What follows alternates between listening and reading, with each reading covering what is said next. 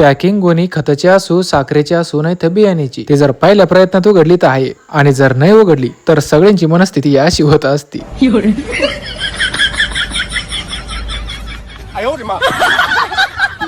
तर रामकृष्ण हरी मंडळी, चला आता या आजच्या ब्लॉग मध्ये शेतकऱ्यांचं डोकं फिरवणाऱ्या प्रश्नाचं उत्तर देतो. आणि असं नाही का मला लय अक्कल आहे, पण मलाच कमेंट मध्ये एका शेतकऱ्यांनी आयडिया सांगितलेली. तर विषय असा राहतो, प्रत्येक अशा पॅकिंग गोण्यावर एका बाजूने सिंगल आणि त्याच्याच दुसऱ्या बाजूने डबल दोरा राहतो. मग आपण करायचं काहीच नाही, फक्त ज्या बाजूने सिंगल दोरा आहे ना त्या बाजूने गोणीकडे तोंड करून उभं राहायचं. आणि असं उभं राहिल्यानंतर आपल्या उजव्या हाताला, या डाव्या हाताला नाही बरं का, उजव्या हाताला गोणी जवळ दोरा कापून घ्यायचा. आणि कापून झाल्यानंतर अगदी आरामात एका हातात सिंगल दोरा आणि दुसऱ्या बाजूने डबल दोरा धरायचा आणि पॅकिंग मोकळी.